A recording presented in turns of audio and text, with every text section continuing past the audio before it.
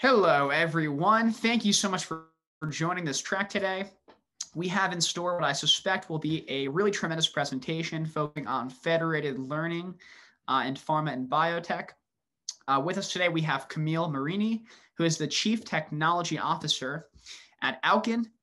And so would you please give her a warm round of applause? Welcome, Camille. Hello. Hello, Camille. So feel free to take it away with your presentation. You can begin sharing your slides, and I'll be here if you need anything. Thank you.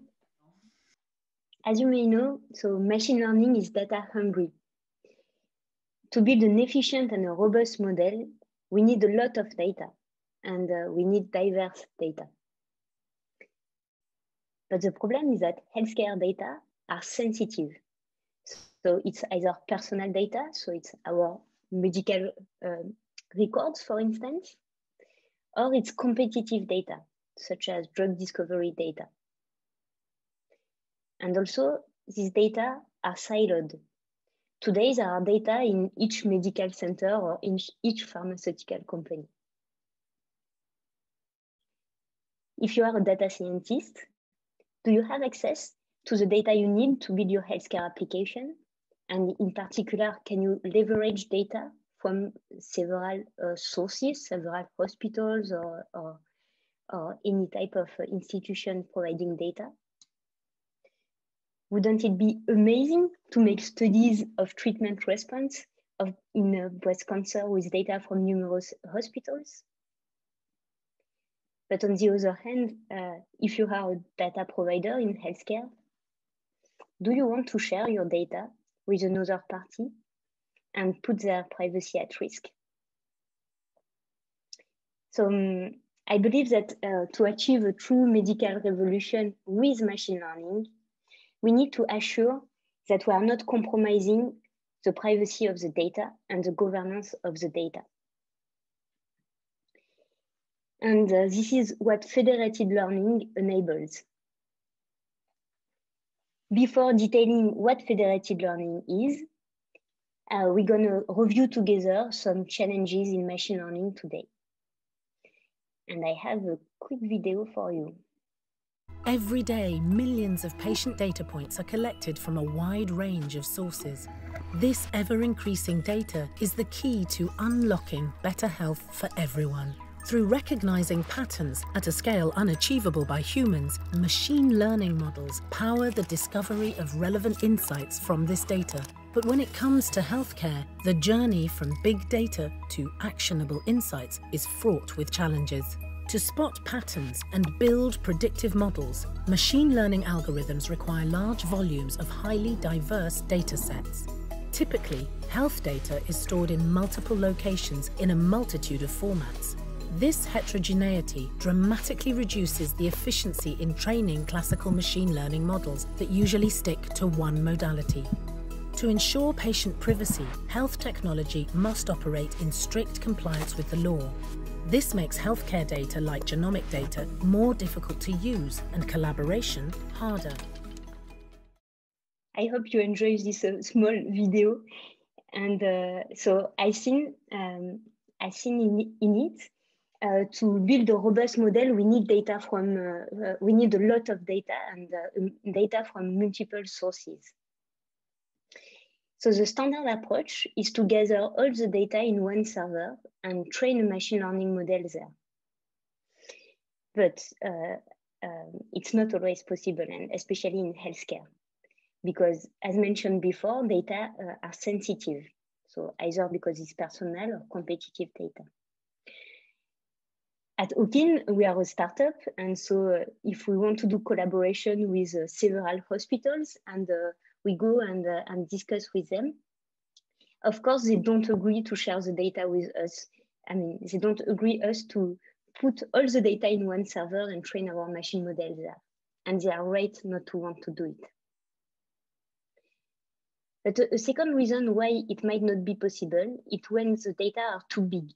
And it would be too complex to gather all the data in one server, or it would cost too much money. And with federated learning, you don't need to gather all the data in one server. You can let the data store where they were collected, where they were created. And so data are going to remain behind the firewall of the data owner. And this is something which is key in federated learning. And the way we train a machine learning model on the distributed dataset is to make the machine learning model itself travel from one center to another. And by doing so, we have an application which is much more secure. I mean, it's not possible to have a breach in data privacy. It makes it possible to have applications which are much more compliant. So data partners keep the control over their data. And it's also a new way to enable collaborations between partners. Collaboration which were not possible before because it was not possible to share the data. And in some cases, we call this collaboration co-opetition, and especially when we work with competitive data.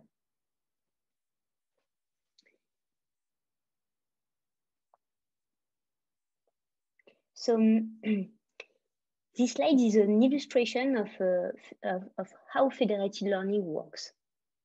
So here you can see an example of federated learning with 3 data centers, A, B, and C, and one server, which is called the averaging server. The way federated learning works is as follows. So the algorithm is sent to the data centers A, B, E, and C. It is trained there. Then it's sent back to the averaging server where all the model updates are aggregated. Then it's sent back to the different data centers and so on and so forth in order to create at the end a model. So this sequence of training and aggregation steps is what we call a compute plan. And this is what is represented here on the left of the screen. The benefits of such approach are the following. First, it ensures data privacy. So the data remains stored where they were collected. There is no aggregation of data, only aggregation of models. It makes it possible for data owners to keep the control over their data. And by being able to leverage data, more data, and data from multiple sources, it's likely to get models with higher performance.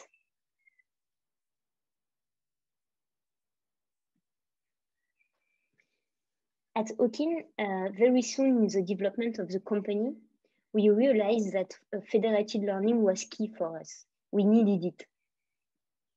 And so this is why we've built the software product, which is called Okin Connect. And it's an end-to-end platform for federated learning. And again, the benefits are around confidentiality. I mean, it enables privacy-preserving machine learning. And so using federated learning, but also using some privacy-enhancing techniques. So these privacy-enhancing techniques make sure that even the models updates which are exchanged between data centers cannot leak properties of the data on which it has been trained. And so this is something that we have embedded in our product. Second benefit is compliance. Part of Okin Connect is a tool for getting a full traceability of all the operations occurring on your data. And we believe that traceability is very important. And because it brings trust with partners, I mean, they know what we are doing with our data. And also it makes it possible to audit results. I mean, to get a reproducibility of what has been done with the data and also how the model was built, which might be important for clinical validation. And the third benefit is again collaboration, as mentioned before.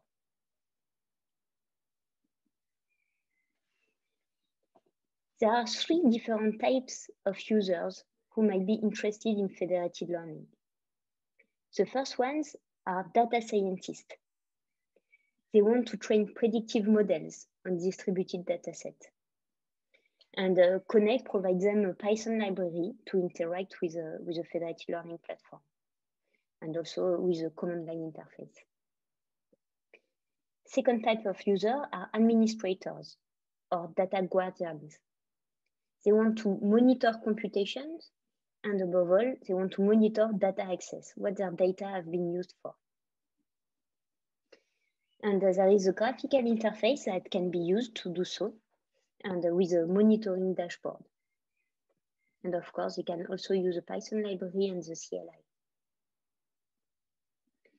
And the third type of users are medical researchers. They want to explore and annotate data, but also explore the results of machine learning models which have been trained on distributed datasets. And part of Connect, part of the graphical interface, there is a medical graphical interface which can be used by medical experts.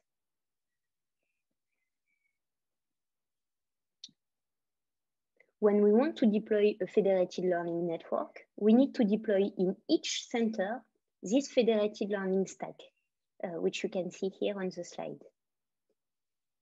As you may imagine, this solution has to be super secure because it's installed on partner premises or on the cloud account of partners, and it's going to touch the data. And so we need to make sure that this application do not open data breaches. And so our solution is audited several times per year. It can be deployed either on the cloud or on-prem and on a Kubernetes cluster. And so it's an end-to-end solution for federated learning. So from the orchestration of training to the algorithm. Let's now have a look at the graphical interface of Connect. On the main page, you can see the list of federated learning channels. So a federated learning channel is a consortium of multiple data centers collaborating around the same topic. Let's click on the channel breast cancer. And on the dataset page, you can see the centers who register data for this channel. So here CLB and Institut Curie. But of course, you cannot see this data and they remain on the server of their center. You can also see the description of the FL channel. And you can register your data to participate in this channel. So here on this example, I mean, it's very simple because it's small data. I mean, if you want to register more heavy data, of course, it's not possible to do it through the graphical interface. Then, so you've uploaded your data, and as it is your data, it's possible to visualize your data. But again, other partners won't be able to visualize your data. Then there is a model tab, which makes it possible to visualize models and the compute plan that created the model. So meaning the set of training, aggregation, task. You can also get a look at the algorithm which was used to create this model and the associated performances. You can follow the computation of the compute plan. And once the compute plan is done, there is a model, it's resulting in a model, and you can explore the results of the model on your data. So just a note, so this module here where we see a data visualization, it's only for histopathological image. So for other types of data, it's possible just to download the model, the output model, and explore its results on your data with your data science tools, your classic data science tools.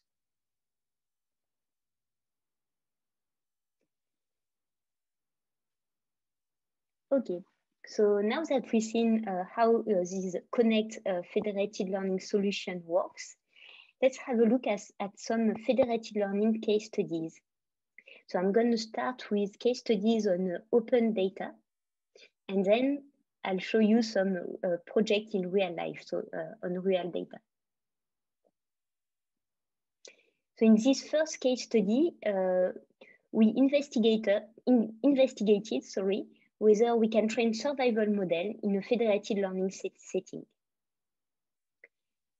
So here, for this example, we use a TCGA dataset for different cancer types. And we investigated the performance, we compared the performance of a federated learning model with performances of a model which would be obtained by pooling all the data in one center, and also with a model obtained with data from one center only.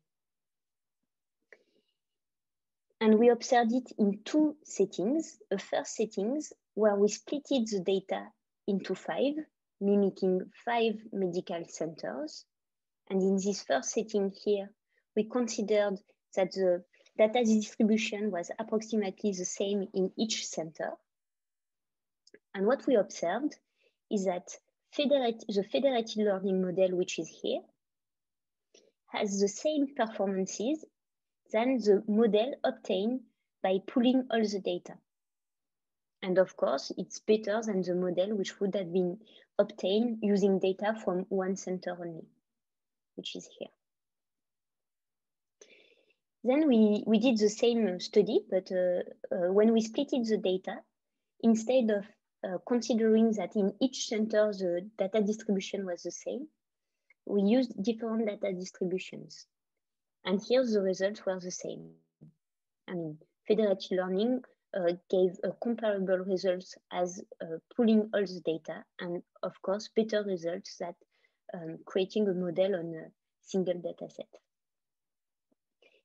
So you can check our publication. There is a link here.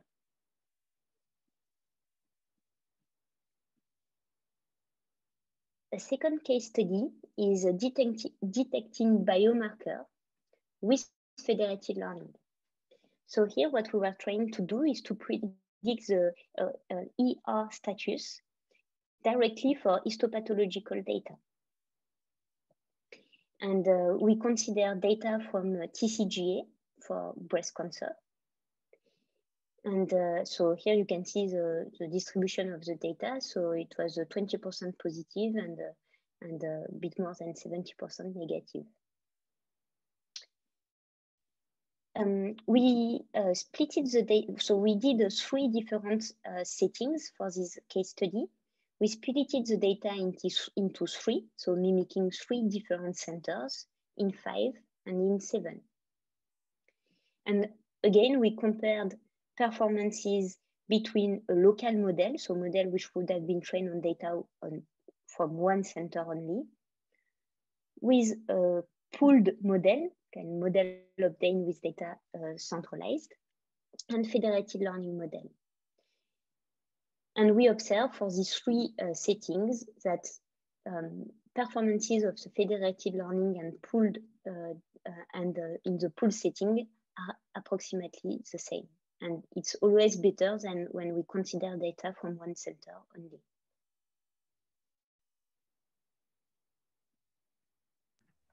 Five minutes left. Now that we've seen some case studies, I'm going to show you some real-world deployment of federated learning. So the first application is called Melody.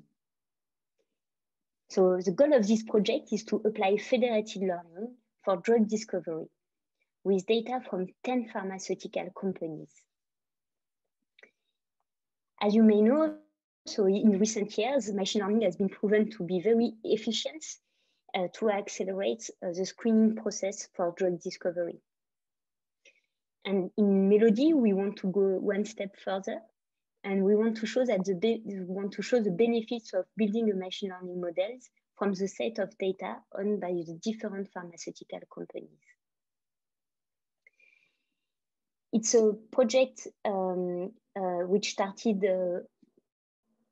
1.5 years ago. And so we've deployed the platform, we so connect, and we used it for the first year of the project on real data. And so this first year was dedicated to showing that the technology works and also that it is secure enough for pharma partners to put their data on the platform.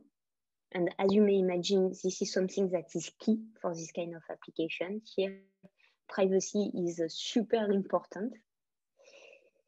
And now we are in the course of the second year of the project. And what we are trying to do is to get scientific results. I mean, showing that the performance of the model obtained with data from the 10 pharmaceutical company is better than the performance of a model which would have been obtained with data of a single pharmaceutical company only. Everything runs on the cloud on AWS. So the idea here is not to centralize all the data on AWS. So each pharmaceutical company has its own account, AWS account. And us at Owkin, of course, we never get access to their accounts. They deploy Owkin Connect themselves, and then the machine learning model is trained automatically using the platform. A second real-life deployment, real-world experiment, is one which we call HealthChain. So here, the goal of this project is to predict treatment response in breast cancer and in melanoma. So it's a project which we do with 4 hospitals, and now we've deployed the solution in 3 at Institut Curie, CHU Nantes, and Centre Léon Bérard. And on this case, for this case, Connect is deployed on-prem in hospitals, and there is one node, so the averaging server, which is owned by Owkin, which is deployed on the cloud.